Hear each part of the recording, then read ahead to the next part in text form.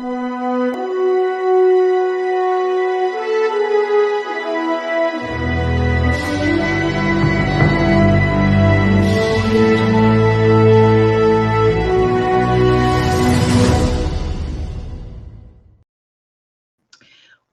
happy Thursday, everyone. I'm Dr. Laurie Davis, your host, back again this morning for the Today Show. And of course, on Thursdays, we feature very special communities, our veterans, our Indigenous communities, our disability community, and of course, our mother network, the Disability Channel. Shout out to you, and also to our supporters, Your Home TV, which took our show very nicely into the United States about a month ago, and our viewership has just like gone through the roof. And also, most recently, Kojiko TV will be uh, presenting us on their network. So we're getting ready for that. So the Today Show is Monday. It's all about self-care, self-improvement, self-worth. Tuesdays, of course, we do a finance show with Dr. Amin Modiri out of Southern California, and always a fun time with him teaching us about finance. Wednesday is wellness, and so we feature some aspect of us staying healthy and well, whether that's emotionally, physically, spiritually, whatever, mentally. And then Friday is sort of our fun day, fun Friday. We talk to people who are doing interesting and beautiful things in the world, musicians and authors and athletes. And then, of course, on Tuesdays, I co-host with Doug Smith, former NHLer, and we do a show called The Press Box, and we bring in athletes and retired athletes and anything to do with sports. So who would have ever thought that I would be on a sports show? But guess what? My very first show was a sports show. It was called The Golf Shop, and I did a 3-minute gig every Saturday morning out of mainstream radio Halifax. And I said, well, I've never even played a game of golf. Why would I be on a golf show? And they said, well, it's not about you playing the game. It's about the fact that you can come on and share some words of inspiration and empower our golfers. So back in the day, I was like Mike Weir, John Daly. These guys were all connected to me. And hey, Laurie, like, what's your words of wisdom for today? So it was a fun time, and that started my broadcasting career in 1998. So I've been on the air a long time, and really honored, though. This part of my career I'm really passionate about because it just fits with what I do and who I am. So without further ado, I'm just going to pop up a little 30-second get up my breath kind of thing. And then we're going to welcome, you are all getting familiar with my co-host here on Thursdays, Jill Younghusband, and a guest today, Chance Burles. So we will be right back. And the 30-second is to give you an idea that we have open spaces for commercials, advertising, sponsorships, and we have a heck of a deal for the first 4 months if you come on board as an advertiser, because of course we rely on sponsorships, donations, and advertising to keep our show going.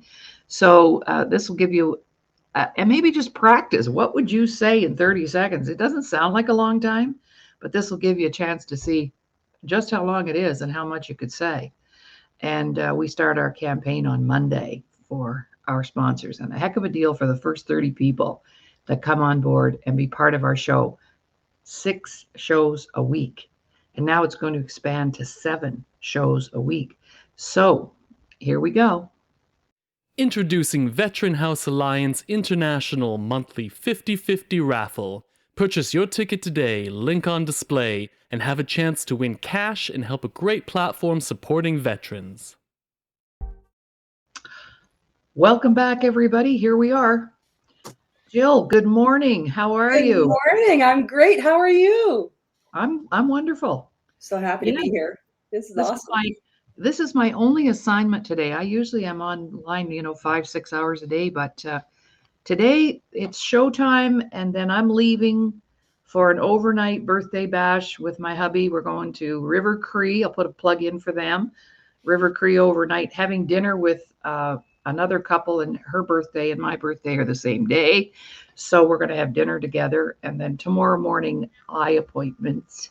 Mm-hmm. So we've got tomorrow off, and then my birthday's on Sunday. So kind of just taking the weekend for myself and us, because it's, as you know, Jill, a milestone birthday. I'm turning 30. Right.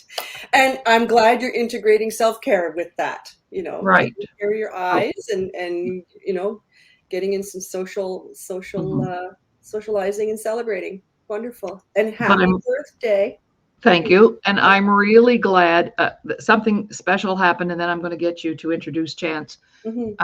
Yesterday, well, a year ago, I went to get my license renewed, and I could only get them for a year. And she said, you'll have to have a medical now in order to get your license, because next year you turn 75. And I said, yeah, I know how old I am. Okay. And then, so I thought, what is this? I don't have anything wrong with me. I don't take any medication. Like, I got to get a medical to get a license. Are you kidding me? So I go to the doctor, $122 later to pay for that. Then you have to pay for your license on job. So I went yesterday to get my license. Oh, good news. Senior discount. Ha ha. Saved myself $30. Good. That helped me with the other bill. And I got my license for 5 years. Oh, good. I said, well, why wouldn't I? Like, man, All right. That's my wah story for today, guys. Over to you, Jill. And tell us a bit about what's going on for you, and then introduce our amazing guest, Chance Burles. Well, I'm still, getting my house in order. My neighbor is back home now. She recovered from this accident she had this past weekend. I was helping her house sit and take care of her incredibly smart and powerful German Shepherd. All he wants to do is fetch the ball or fetch the Frisbee, and he is active. So anyhow, so I'm happy to have helped her out. And, being a single person living alone, and she's in the same boat, I said, we got to help each other out. We got to know who our neighbors are. And so, yeah, it's been wonderful getting to know the people in my community here. And so, yeah, I'm focusing on self-care. And this afternoon, I'm going to go out with a fellow veteran to go walk my dog in Mill Creek Ravine. And Nice. He'll bring his 2 standard poodles, his girls. They'll be prancing around the creek. And so, yeah, I'm looking forward to today. And it's nice and sunny out, and I'm gonna enjoy the day. But I'm really excited to have Chance Burles here with us. Chance and I go way back. We go back to 2018 we met through the Canadian Walk for Veterans. 2017, actually. Was it 2017? Wow, Yeah. 7 years. Yeah. And we got involved with the Canadian Walk for Veterans to focus on the Equitas Society and a lawsuit that veterans had filed against the government of Canada regarding pensions and benefits for wounded soldiers from Afghanistan. And so since then, Chance, it's been wonderful watching Chance develop as a really standout advocate for veterans issues. And we were part of the Walk for Veterans for a number of years. And then he started a podcast with Tools for the Toolbox. And now he's got the collective, and he's walking his walk now. And I must say, the 7 years that we've known each other, Chance, it's been a real learning curve. It's been a ride. I can't believe we're sitting here on a podcast. Because I remember when you started your podcast, you said, Jill, I'd like to interview you on my show. And I'm like, whoa, why would you want to interview me? And I don't have anything to offer. And so, and one thing that we both discovered going through this whole process is there are a lot of veterans out there who are doing wonderful things and veteran groups coming together, but we need there needs to be some focus on wellness. Because with many of the advocates that I've been working with, we get to a certain point and then somebody falls off. Yeah.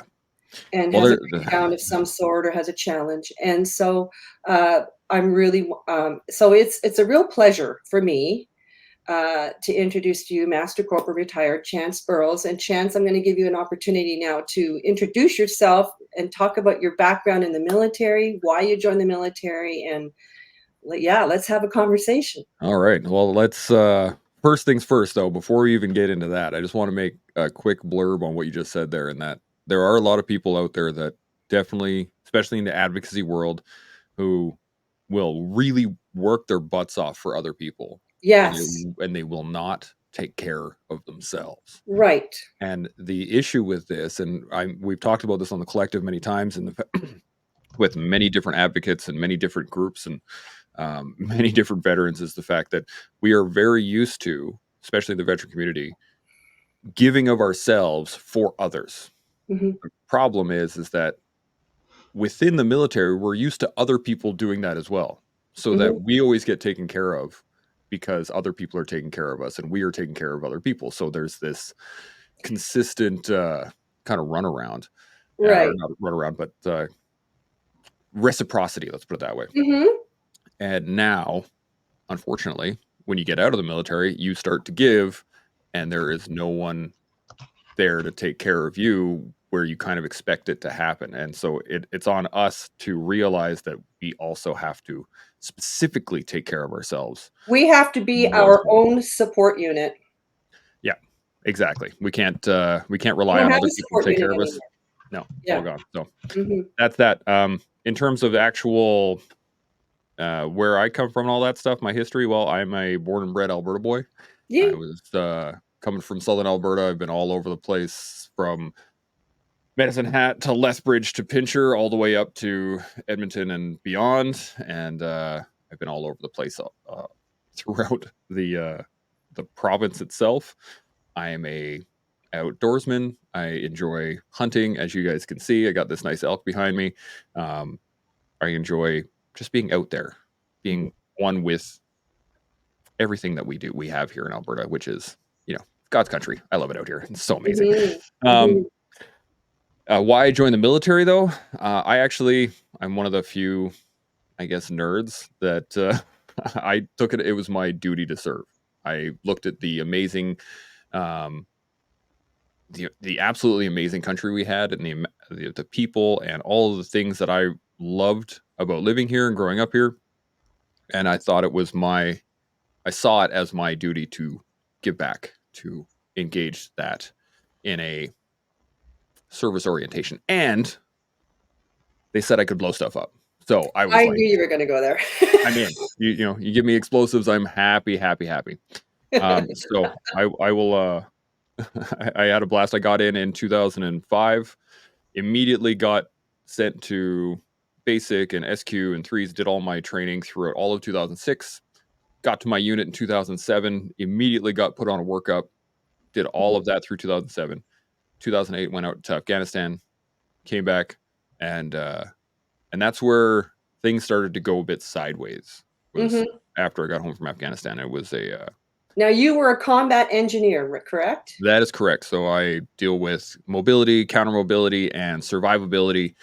Anything that involves us moving, shooting, communicating, anything that we need, anything that the troops need on the ground, the engineers are there for. In terms of, while we were in Afghanistan specifically, we were looking for IEDs and mines and booby traps and all the things that the insurgents were trying to hit us with. That was the job. So I spent a lot of time with a metal detector out in front of the entire column looking for explosives, so that I could then add more explosives and get rid of it my way, kind of thing. So you didn't defuse; you just blew them up. You blew up bombs. Yeah, exactly. You got to find them first, though. That's the trick. Right. That's the fun part. Is that not only do you have to, there's two ways to find them. You can find them the right way, or you can find them the loud way. The loud way is less ideal. That's usually when you step on them or you set them off some way. Or you can find them ahead of time with your metal detector, and then you can get rid of them afterwards. EOD is the one. Those are the guys that actually neutralize explosives and IEDs and things like that. But even then, it's really difficult to do, and it takes a lot of time and a lot of work to set everything up so that you can actually neutralize them. But once they're neutralized, then you can start getting evidence off them. You can start getting fingerprints. You can start getting information. Then you can start using that information to find the bomb makers. And then once you find the bomb makers, then, that gives JTF2 something to do, and they go off and have the fun day. So there's a lot of work involved in that, and EOD is a subsection within the engineers, but it is its own kind of realm. Whereas just the general engineers that are out there, all we're doing is just getting rid of it. We're making the way. If you need a road to go from A to B, the engineers will get you there, and that's the job. So did that. Spent a couple years after Afghanistan, still in the unit. Tried to get back overseas, but as everything was starting to die down, 2010 and beyond, the engineers were used less and less, so I didn't get a chance to go back. But I did get to. I spent a couple of year and a half in the intelligence cell while I was there, so I got kind of the inside of the house, which was really interesting. And then I got posted out to Ontario, and I got to be an instructor for a while, which was super fulfilling. I didn't realize how much I loved teaching until I started to be a recruit instructor, and I just absolutely, totally bought into it. Loved every minute of it. I got to teach and mold the next generation of soldier. It was just amazing. I don't have words to tell you how fulfilling that was. Right. And then I retired from the military. I had a brand new 5-month-old baby that I had no idea what to do with, who did not respond very well to the knife hand and Master Burles telling him what to do.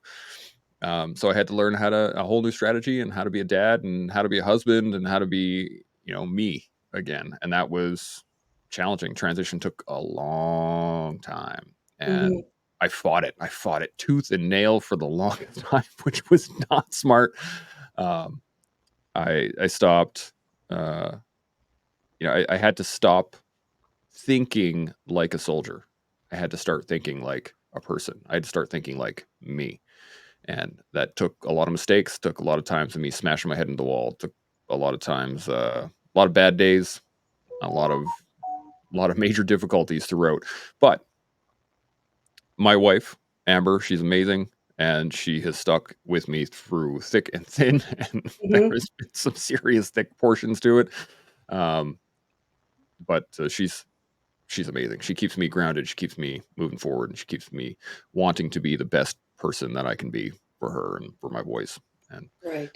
that was, and then so after that, I started getting into advocacy. I started getting into podcasting. I started getting into all of the things that you and I first got introduced in, and then it's been a ride since then. Like I was thinking about it the other day. I am now, not including other people's podcasts, just my own podcast, I'm in the range of 600 episodes right now.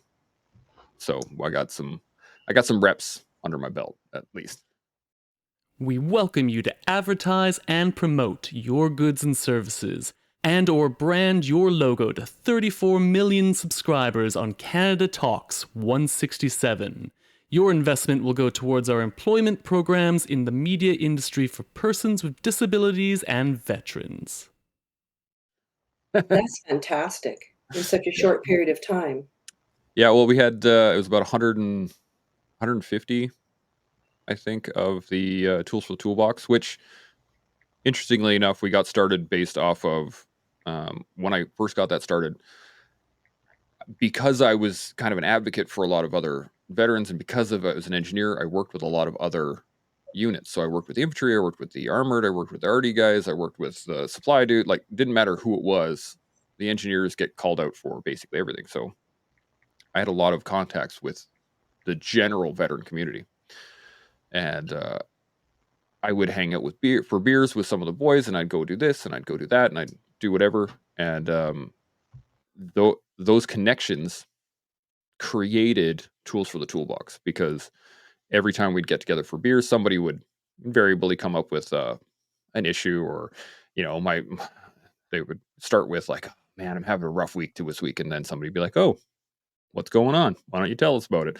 And they would give us oh, my wife's being snappy, and she doesn't really like what I have to say, and I feel like this, and blah blah blah. And then somebody would be like, oh yeah, that happened to me 10 years ago. This is how I worked it out with my wife. Mm-hmm. And I realized very quickly that that information that was being shared was only being shared within that small group, within that 2 to 3 people, 4 people, whoever was at the table. And I realized that, man, there are tools available to us all through everybody. So why are we not sharing it with everybody? Mhm. And then I started getting into podcasting right after that, and I was like, well, now let's put some tools into the toolbox of everybody else out there. And so I went to it and I started interviewing as many people as I could and tried to find out what tool they used to maintain wellness within their life. And I just kept going. And when I thought it was crazy, I kept going. And when I didn't think it was working, I kept going. And then when I did think it was working, I kept going and just kept going from there. And it's been built since then. And then once I started the collective Tools for the Toolbox, I put off to the side. It's still up. Like, anybody can still go and see it. It's on all the platforms. But I've been focusing solely on the collective because when we got it started last year, my co-host Sean, he came up with the idea and he said, you know what, we need to get some reps in. So we're going to do a show a day for the year.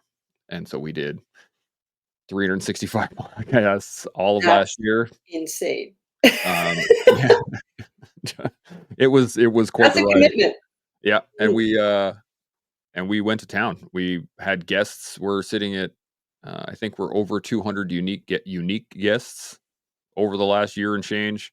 We're now sitting at, I think we're close to 700 guests total as well. So, like, it's been a ride. That's Yeah. extraordinary. But it's really great. I have a blast doing it. I get to communicate with people. Laurie, when you started your intro there, and you were talking about, oh, I'm not really a golf person, but I guess I can do the show. That's the power of communication. If you can communicate with somebody, it doesn't matter if you're super skilled or have knowledge of whatever it is that the topic is. You can listen. You can actively engage people. You can find the things that person is looking for in that style of communication, and then give it back to them and It's about make sure being that, connected. It's about connecting. yeah, connectivity, absolutely. And so, like, the power of communication is huge, and that's why podcasting, I think, is so popular nowadays, in the fact that it allows people to communicate or to hear what they need to hear or seek out the information that they need to engage in, or maybe to push themselves, maybe to get out of their comfort zone a little bit, maybe listen to something that they don't normally listen to and go, and learn something new. So there's so much there, and if you don't stop me talking, I will talk for 3 hours. So. Oh, you're muted there, Laurie. You might. We're not going to interrupt you, because one of my bugbears I actually teach a workshop called Powerhouse Podcasting, because when, of course, COVID hit and Zoom came in, everybody and their dog thought they were a broadcaster. So I thought, I've been broadcasting for 25 years, so why don't I share some tips around how to look professional, be professional online? Because we've actually been working virtually since 2002, my company, and Yep. we've been delivering our workshops online for 22 years. So I was sort of a pioneer in that technology back in the day when there were no cameras. But we're practicing right now, and Jill is an amazing natural on the air, and I really want to help her hone down her skills. And one of the things I talked to her about was a lot of things that happen when you're doing an interview is that the interviewer hijacks the interview. And I don't want us to do that. That's why we're not interrupting you and letting you share your story, because you will share those things that are coming from your heart without the big questions, and then people get the real deal. So that's kind of how we like to operate. And Yep. I'm just amazed and impressed with what you have in the can, as we would say, so far. 600 or 700 episodes. That's amazing. Or guests and episodes. So, Jill, I do have a question, though, for Chance, and I want to know where the big bird came from. The big bird, yeah. So a friend of mine, Tim Turner, Jill, you know Tim, right? Mhm. Yeah. So he and some other dudes got something set up called Operation Pegasus Jump. And it was to get veterans out to Campbell River out in Vancouver Island and throw them out of a perfectly good airplane. And just it's all about getting your jumps in and reconnecting with other veterans, and it's about the community, and it's about skydiving, and it's about all of the things that really connect veterans together, which is through shared suffering's not the great word for it, but that's the only one I got right now. Training. So sure, training. Okay. But that's the whole point, was that everybody got to get out. And while I was in the military, I always wanted to be a jumper, but I never got the opportunity to go to airborne school. So soon as he put it up there, I was like, yes, I am in. Tell me where to go. I am in. And I showed up for the jump, and I was super excited, and got all the rigging done. We went through the whole class, and this is it's a static line jump, so it's not tandem. We're not not attached to anybody else. You actually have to climb out onto the wing of the plane, and then the jump master has your drogue, and they release you, and then they let go of the chute. So I'm not actually pulling my own chute, but you still have to let go of the plane. And that was a bit of a challenge. So the name came from the fact that once I got out onto the plane and I had my fingers on the prop, and not the prop, but on the wing. Yeah, and soon as I let go, I was like, oh no, and I started falling backwards, but I didn't actually flare like I was supposed to. I started swinging my arms, so it looked like I was flapping my arms, like I was trying to fly back into the plane. And so the jump master, he had a camera on his head and took the video of me falling out of the plane trying to flap my way back in. And I'm a pretty big guy. I'm 6'5.5", something like that. And so that's where the nickname Big Bird came from, is that I tried to fly back in the plane. And that's where that stemmed from. And then it stuck. I mean, it worked really well. So people started calling me Big Bird out at Pegasus Jump. And then because Sean, my co-host, was there, he was the one that actually coined the name Big Bird. And then I just put it into the show, and now I am Chance Big Bird Burles. I love it. I love it. Mm-hmm. So I'll look forward to seeing you in a big yellow feathered outfit. That's coming soon enough. Don't worry. One of these days that'll happen for sure. But again, I think it goes back to the ability to communicate. In that, if I was to be upset about it, if I was to be angry and be like, I don't like it, don't call me Big Bird, that shuts everything down. Like there's no communication in that sense whatsoever. But if I lean into it and I laugh about it and I enjoy it and I engage people with it, it brings smiles to people's faces the moment they see it. They're like, Big Bird, where does that come from? That engages communication. Absolutely. It allows people to actually ask questions and learn a little bit more about you and stuff like that. So I think it's anytime somebody gives you a nickname, lean into it. Okay, well, I guess we'll be doing that. Hey, Jill, maybe Chance would like to hear what my nickname is that I was dubbed with. I do. What do you got? The Disability Channel would like to thank our existing sponsors. We really appreciate the support and kindness from the BIAs across the GTA, Ontario, Canada, and our friends in the USA. We love making new friends. Thank you for supporting our existing employment programs. About 6 months ago, I worked with a daughter of a colleague, and he just said to me, you know what? You're like a recovery mechanic. Mm-hmm. So that's what I've been dubbed as, and that's our new website. It'll be called therecoverymechanic.com, because in my work, that's what I've been doing for 32 years, is supporting people in recovery from anything. So it could be a nasty divorce, it could be a sickness, an injury, but I support them in recovering emotionally from the trauma, rather than, alongside of other modalities that are used when someone has had a traumatic event. And none of us have ever escaped that. And a lot of people think that when they're in something that they're all by themselves. And I think Chance would make an amazing guest for our recovery summit, Jill. You want Yes, to, what do you think about that? Every that's quarter, that's a great idea. we I'm happy to help. yeah, we host a summit. It's a 3-day event online, and we have about 18 speakers who come and share a recovery story. So I'm putting you on my hot list.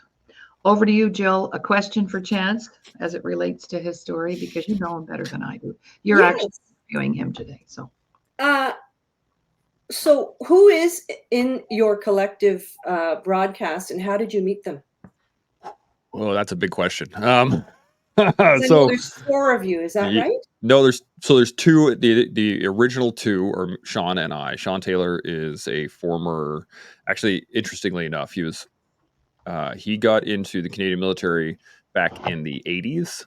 Mhm. He was a PPCLI, and then he went to the airborne. He was a Pathfinder. He was recce, sniper, Pathfinder, and then when JTF2 got stood up, he was the first on the list. So Wow. he was on the original team. Went through the first selection. He was one of the old dogs. He was one of the plank holders. And then he retired as a warrant officer at JTF2, and then he became a use of force instructor. Then he became a computer systems engineer, and then he went into international security consulting, and then he owned his own coffee shop, and then he became a world champion 24-hour mountain bike solo, or 24-hour mountain bike world champion. He's just an awesome dude. Friggin', that's when he comes up with an idea and he says we're going to go this way. I'm like, sounds good. Let's Wow. go. That's you're okay. So you've got Sean. Yeah. So Sean and I were the first two. He came up to me and he said, I got this idea. The veterans out there are struggling. There's suicide is rampant. Mental health is degrading left, right, and center. We need to do something about it. And I was like, okay, I'm in. And he said, all right, well, I'm going to push a pace that you're probably not used to. So keep up. And I was like, let's do it. What a great mentor for you.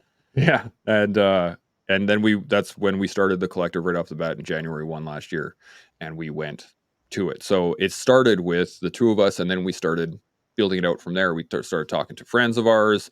We started engaging people that we knew already, veterans from the space or other people from the podcasting realm that I had known for the last little while I've been podcasting. And then from that, it kind of expanded. We started asking them, it's like, hey, you've been on the show 2 or 3 times. You know what the flow is like. Is there anybody you think that would be good for it? And they're like, yeah, actually, I got these 2 people. Maybe you should hook up with them. We brought them on the show, engaged them right away. And the same thing. Hey, you've been on the show a couple of times.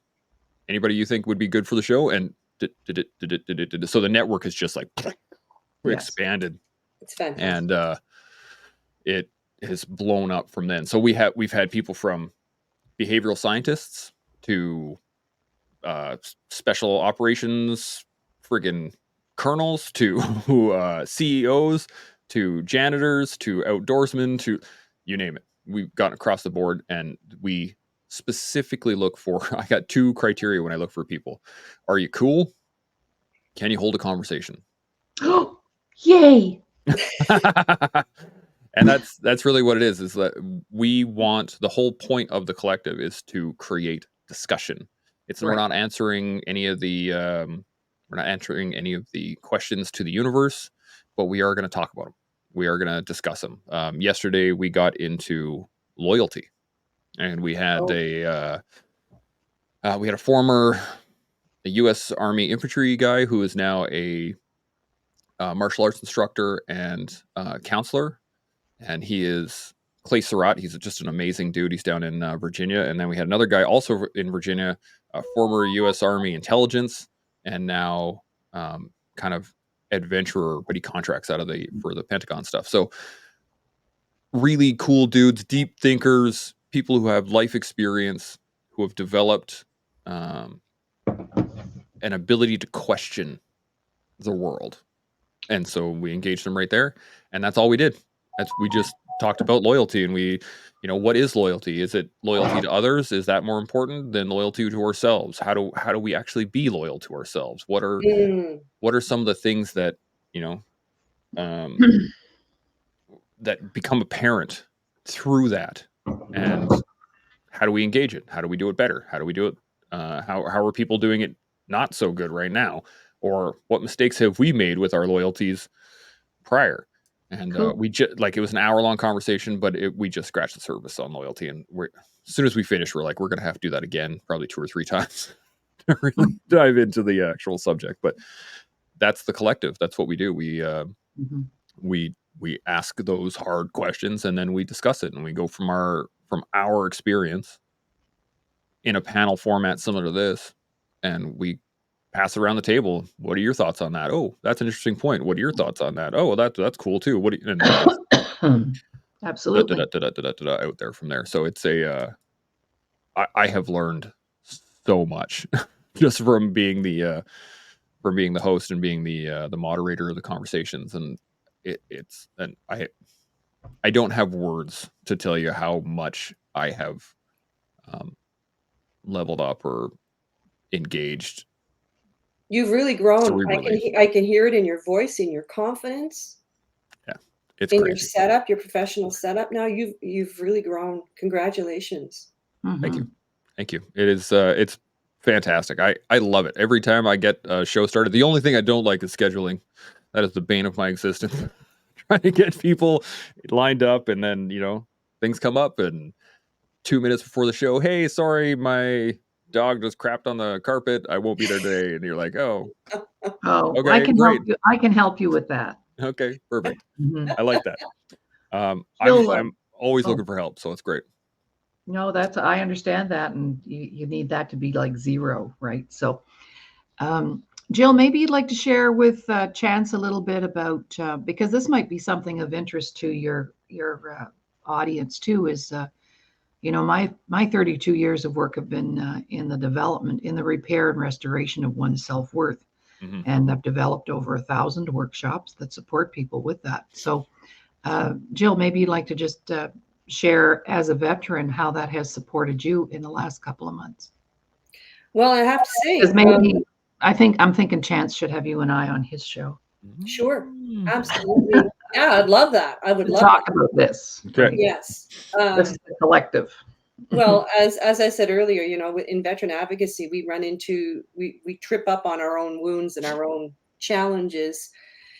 And yeah, I had a very challenging experience with a veteran organization recently, and I had to leave.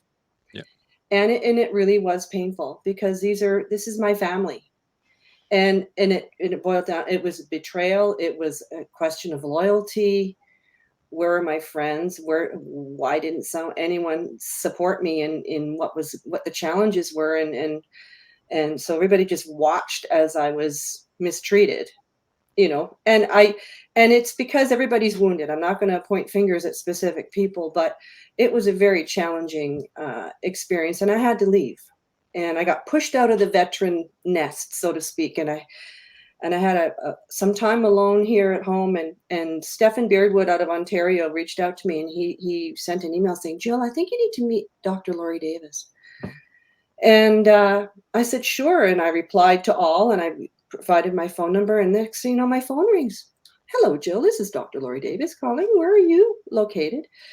And right away, we scheduled a Zoom call. She says, there's no time to waste. Let's meet and let's talk. And so it was about what she offered me was a lifeline, because I was going down the depression rabbit hole, and you and I, Chance, have talked about that. You and I spoke last year, and I reached out to you because it's been a struggle the last few years for me, and so I decided. So Dr. Laurie offered me a 10-hour intensive, self-worth, the missing link. Because if I had any self-worth, I would have been able to set up boundaries and not tolerate unacceptable behavior. I would be able to represent myself with confidence, with effective communication skills, and represent myself much better rather than being steamrolled. And so I've taken her 10-hour intensive. I've spent some time with her in her home, and I've met her husband, and I've gotten to know her, and I've had some breakthroughs in such a short period of time. I'm on warp speed now, and here I am.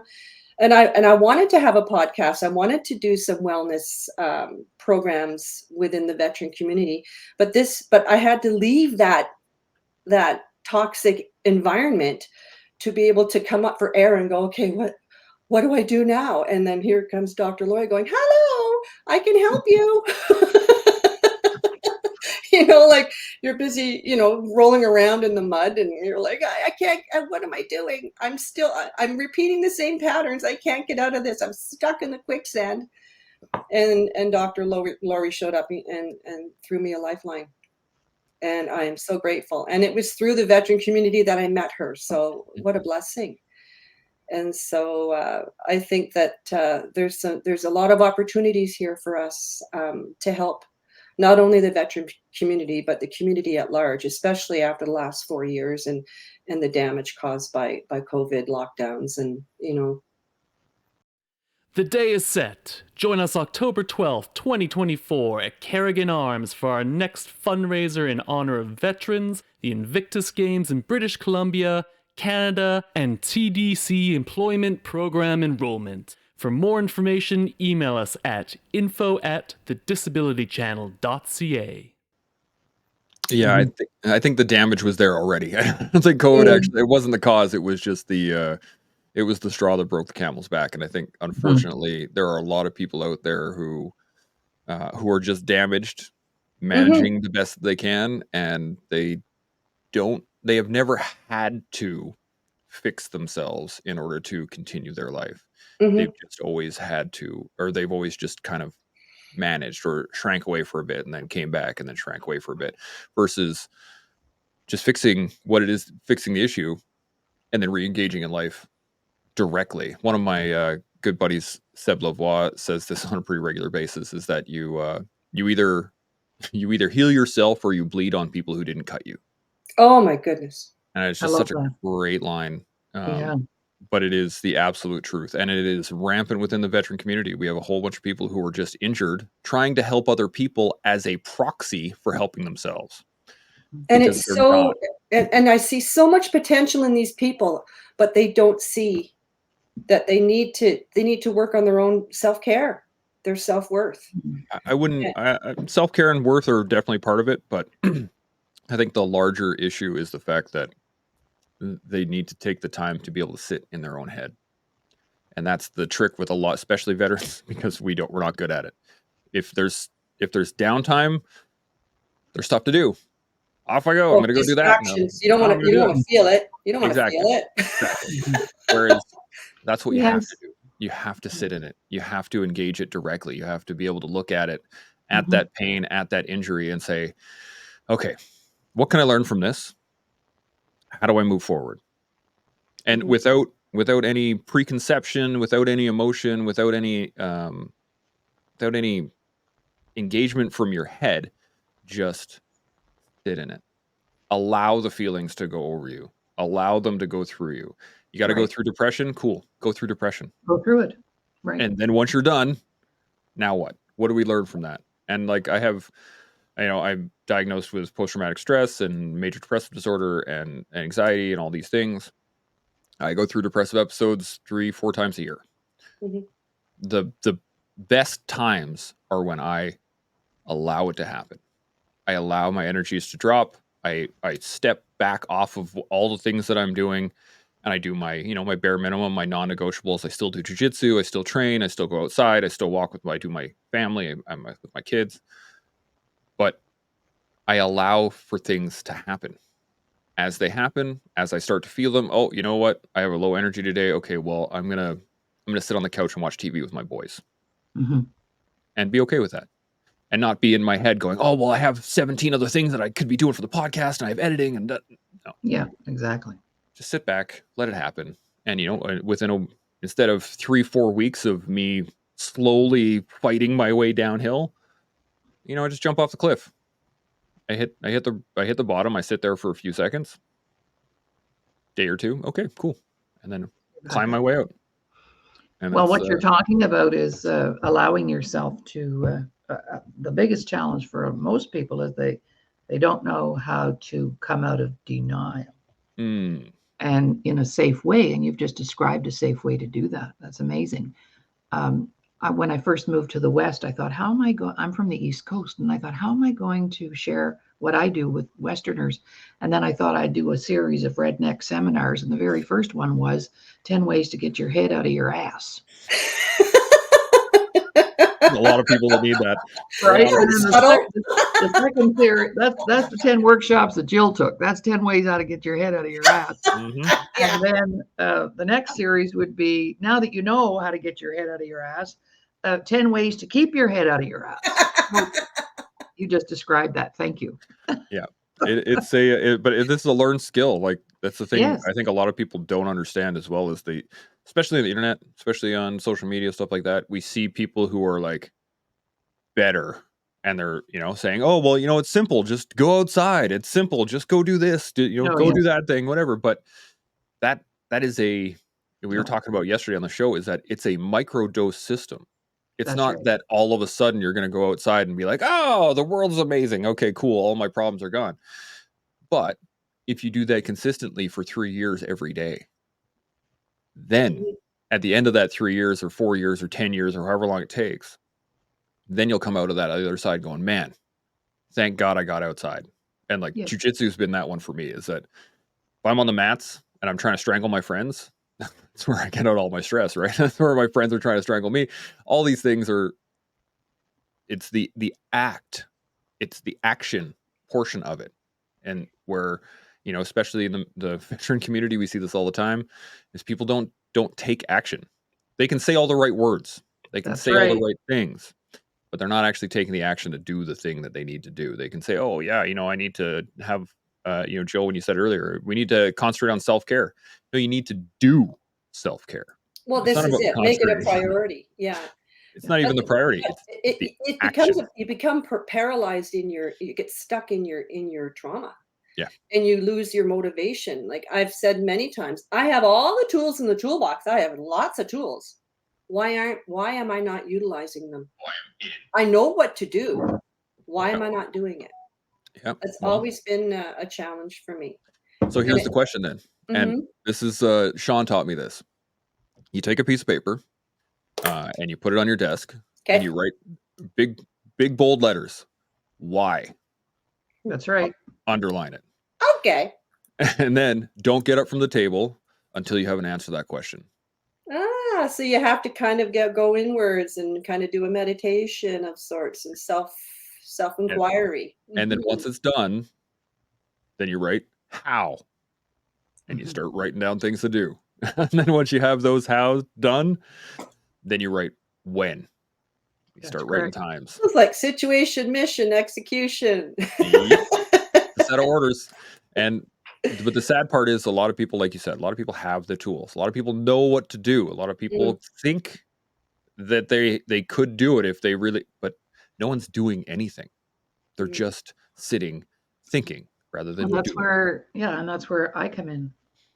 Yeah. The how-to, man. The how-to. You know how people say, oh, you really should love yourself. It's so important. Well, I don't know about you guys, but my mother never sat me down and said, when the you-know-what hits the fan, honey, this is how you still think highly of yourself or value who you are or love yourself. There's no how-to. Yeah. So people have I call it smoke coming out of your ass, 100%. And, I'm 25 and I just paid $47.99 and I took a life coaching program over the weekend. And now I'm going to tell you how to live your life. Yep. Seriously? Yep. Yeah, we laugh about this all the time on the collective too. Good. Okay. I had I had a segment last year, a couple times actually. We called it Coaches Week, and I got coaches from around the world to come in, and I got the audience, the collective, to send in questions. Hey, how do I do this? How do we? What about that? And how do I engage this? All these things, and a lot of it came down to over and over and over again, we hit the same point. It's just the fact of, great, you know what to do. Now do it. I don't care if you're motivated. I don't care if you don't want to. Stand up, get off your butt, get to work. Mm-hmm. And then once you get to work, then you start realizing, oh, man, okay, I see how it is. And it's the same thing when we were in the military. You don't want to go sit out in the rain and build something and, have to go on patrol and walk through the swamp and all that. Nobody wants to do that. But you do it anyway, because that's the way. That's how you do it. Is if you want to, recce an objective, you want to make sure, go and see what the enemy are doing. You don't go when it's nice out. You don't take the route that's easy to walk down. You go when it's crappy out, and you take the worst possible route to get there, because they're not going to be looking for that. That's why you do it. Okay, well, there's your why. It works. Done. Thank you. Get to work. Exactly. And I see this in the veteran community, and I don't want to, I'm not throwing smoke at people. I don't want to tell people that, they're not doing it right, or these people are doing it wrong. But what I have seen, and I've talked to hundreds of people now about this, is that if you just start, as long as you start and you don't stop until the job is done, you'll learn something at the end of it. Mm-hmm. And that knowledge that you gain from that will help you take that next step.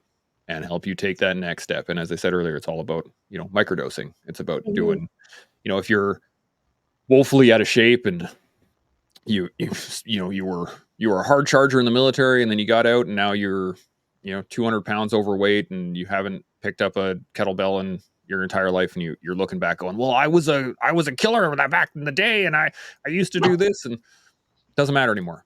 You're here right now. That's So right here, right now, what do you need to do? Well, I need to get back in shape. Okay, we'll start with this. Walk around the block. If you can't walk around the block, walk to the end of your driveway. You can't walk to the end of your driveway, walk around your couch. Like anything. Start small and build on it. Take small steps and build on it. And it just keep going until you come out the other side of it. And once you're on the other side of it, you're going to go, holy crap, that worked. Okay. You can engage the next thing and the next thing and the next thing. And that's, one of the taglines we have on the collective. Mm-hmm. Do your best. And not Right. in the sense of, just go and give it your best. No, give it your best. Give it your absolute best effort every single day, every moment, every little thing that you're doing, do it to the best of your ability. And so I've taken that into my life 100%. And I come on a show, I give you guys are getting my best right now. When I go talk to my boys, they're getting my best Right. that moment. And Right. every day for the rest of my life, that's going to be the plan. That's wonderful, Chance. Thank you. Great. Yes, thank you for that.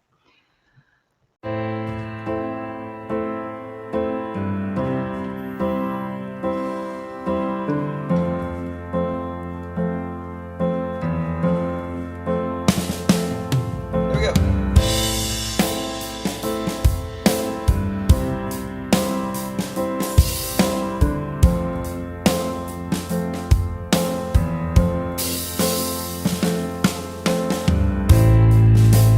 Destiny appears and overcomes my fears. A simple switch I turn on to a light that keeps burning. My force field repels the best shots that you could take at my chest. You'd think I'm jaded, that I'm mad till the lights are faded. But you're wrong, I've got grace. I'm perfectly happy to fall on my face, 'cause I know. In my world, in my experiences, part of the why people don't do what they know they need to be doing is because they don't actually believe that they're worth it. That's a big one. And Yeah. so that's the work that we do, but showing people that they are worth it. But that's usually, if I don't think I deserve to be well, or I don't think I deserve to be rich, or I don't think I deserve a good family, I probably don't have any of those things. 100%. Yeah. Yeah. And unfortunately, again, a lot of times it stems back to, how we talk to ourselves, how we engage with our own life.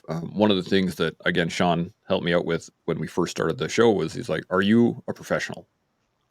And I said, what do you mean? He's like, are you professional? And I was like, I mean, I act in a professional manner. And he's like, no. Are you a professional? Are you looking at this as a profession? This podcasting thing that we're getting into right now, is this your profession? And I said, well, yeah, I guess it kind of is. And he's like, no. Are you a professional? And I was like, oh, I see where you're getting at. Yes. This is my profession now. 100%. I am a podcaster. And he said, good. Now act like it. Mm-hmm. I said, okay, cool. And then from that point on, I stopped. People would ask me, oh, what do you do? And I'm like, oh, I'm an ex-soldier, ex-military. And, I have kind of this podcast thing that I do on the side. Not anymore. When people ask what I do, I'm like, oh, I'm a podcaster. Yeah, I got this show called The Collective. This is what we talk about. This is what we do. This is who we engage, blah, blah, blah. And I engage life as a podcaster now, because that's what a professional does. When you're a soldier, you're a soldier. That's who you are. Okay, now that you're done being a soldier, now what are you? Find something. Are you a jiu-jitsu guy? Cool. Be a jiu-jitsu guy. You into mountain biking? Cool. Get into it. Like, dive head first. Mm-hmm. Learn everything about it. Be a professional. And it Well, changes things. I love that. And just to add to that, I had one afternoon, I fired my lawyer, my accountant, and my banker, and they were all deemed professionals, but they weren't professional. Yeah. Right. But you can have a housekeeper come and clean your home, and they're a professional. Mhm. It doesn't matter about the title or the role, right? It's how Exactly. that attitude. And I never tell people I'm a podcaster, because I'm not. I was trained to be a broadcaster back in the day. So there's a little bit of a difference there. And I have never really had a podcast. I've always had some kind of but now a podcast is a professional show. Mhm. And there's so much to learn from that. And I just want to congratulate you for doing the deep dive on the podcasting, okay? Because the world needs to hear from you. I appreciate it. Interestingly enough, when I first started, I thought, oh, podcast. Okay, it's simple. You got a mic, you got a camera, you go online, you talk to people. Cool. Yeah, whatever. No big deal. And then you figure out that, oh man, I need to figure out lighting. What is this lighting business? And then you got to like audio engineering. What is audio engineering? I don't even know. Video editing? What is all that about? Just like and then you start to realize that podcasting in and of itself is actually 6-7 full industries that you need to learn as a podcaster. And now, like, I do all of the editing for the show, I do all of the scheduling for the show, I do all of the every part of it. I'm the host, I'm the producer, I'm the editor, I'm the engineer, I do all that stuff. And then Sean jumps on the show. Yeah, exactly. And my co-host jumps on the show about 2 minutes before we go live, and then we're like, okay, here we go. And you're getting all rattled, and you're going, "Oh my God, if I have to be here by myself, what am I going to do?" The funny thing is that it's hilarious, because the first few times that he was coming in like super late, like, or not late, but like right up to the wire, and I was getting a little freaked out, like, oh my God, and like, he's not here, and I got guests, and I don't know what to do. Where do we even start? And now, if he doesn't show up, I'm like, okay, cool, we'll get into the conversation anyway. I've done hundreds of solo shows. I actually sometimes like them better. Well, listen, I hate to interrupt, but you know what? Our time is up. Isn't it the fastest hour, Jill? It disappears so fast when you're having a good convo. This has been wonderful.